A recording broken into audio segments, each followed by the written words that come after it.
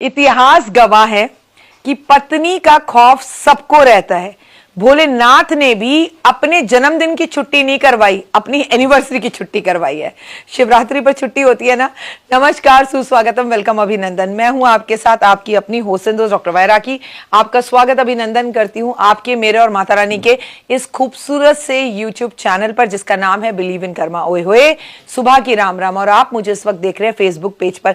आप खुश रहे, आपके जीवन में बाहर रहे, माता रानी की असीम कृपा रहे, धन धन धन धन की खूब बारिश हो, आपका सारा कर्जा उतर जाए, आपके बच्चे दिन दुगनी रात चौगनी तरक्की करे, माता रानी उन्हें इतना सक्सेस दे, आपके पैर दबाएं, दुनिया आपके बच्चों की तारीफ करे, आप सदा सुहागन रहें। सपने में इन 5 पक्षियों को अगर आप देख लें तो आपकी तरक्की बदल जाती है। वैसे तो सपने वो नहीं होते जो हम रात में देखते हैं। मेरे हिसाब से सपने वो होते हैं जो जिसे हम खुली आंखों से देखते हैं और जिसके लिए हम भागते हैं, दौड़ते हैं। लेकिन इसके सिवा ये भी सच है कि हमें सोते समय कुछ सपने आते हैं। वो महज सपना नहीं, एक कल्पना नहीं होती, बल्कि स्वप्न शास्त्र के अनुसार सपनों में आने वाला सपना हमारे कल का आईना होता है। कुछ सपने भविष्य की चुनौतियों को लेकर चेतन करते हैं और कुछ अपार खुशियां और धन लाभ का संदेश भी लेकर आते हैं। सपने शास्त्र के अनुसार सपनों में पक्षियों का आना विशेष संकेत है। ऐसे में अगर आपको भी सपने में ये पक्षी दिखाई दे रहे हैं तो आपकी किस्मत बदलने वाली है और एक बड़ा संकेत भी है। आइए सपने शास्त्र के अनुसार जानते हैं कि भविष्य की तरक्की और जीवन के लिए कौन कौन से सपने हमारे लिए अच्छे होते हैं। मां लक्ष्मी के आगमन का संकेत है। अगर सपने में उल्लू दिखाई दे, बेहद ही सौभाग्यशाली माना जाता है। चूंकि उल्लू धन की देवी महालक्ष्मी का वाहन है, इसलिए इसका सपना आना इस बात का प्रतीक है कि आप देवी की कृपा के आंगन में आ चुके हैं। यह सपना संकेत देता है कि आपकी आर्थिक तंगी जो है वो जल्द समाप्त होने वाली है और धन के नए रास्ते खुलने वाले हैं।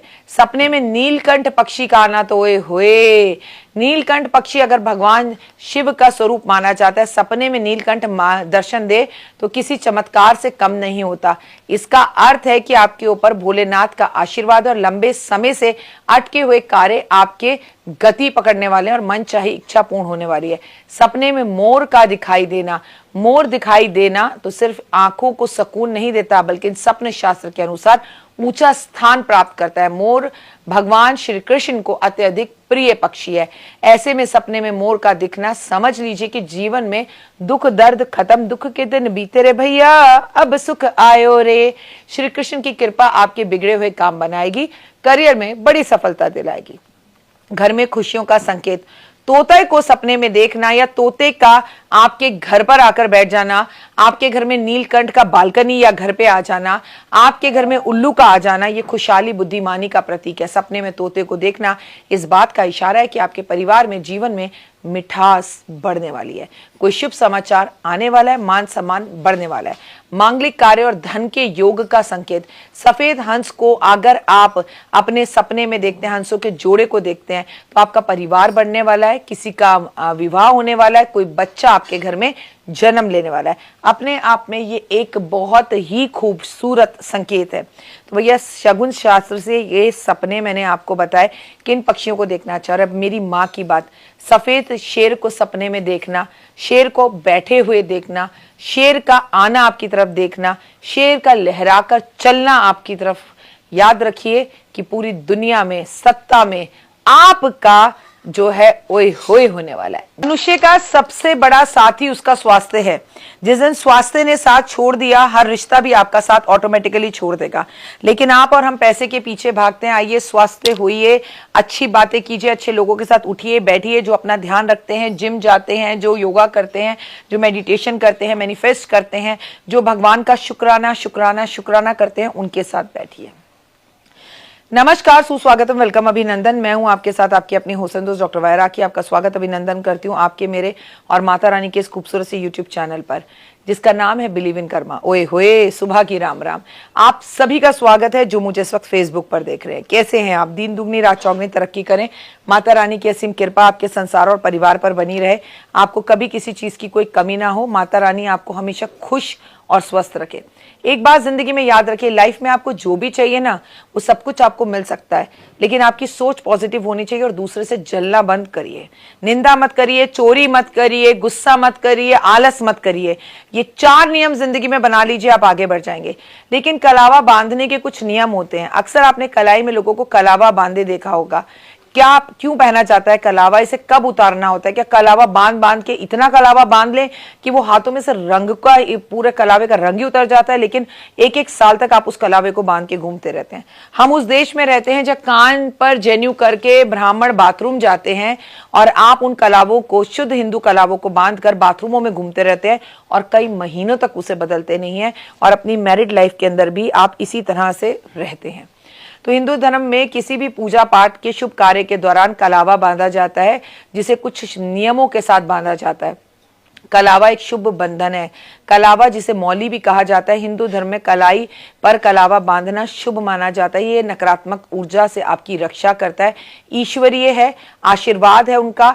यज्ञ के दौरान या किसी पूजा के दौरान परंपरा में सदियों से चली आ रही है कि आपको रक्षा सूत्र संकल्प के रूप में बांधा जाता है कि अब हम ये पूजा करने बैठ रहे हैं और प्रभु द्वारपाल, या जिसे हम कहते हैं क्षेत्रपाल, हम पर कोई विघ्न ना आए, हमारी पूजा जो है वो संपूर्ण हो।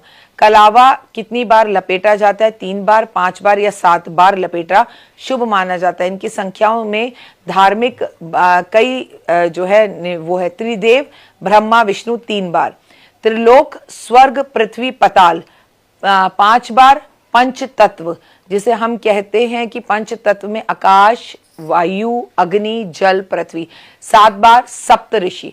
कलावा कितने दिनों तक पहनना चाहिए? कोशिश करें कि जब तक आपके कलावा, आपने जिस पूजा में आप बैठे हैं, आप उसी टाइम, उस पूजा संपूर्ण होने के बाद उस कलावा को उतार दें।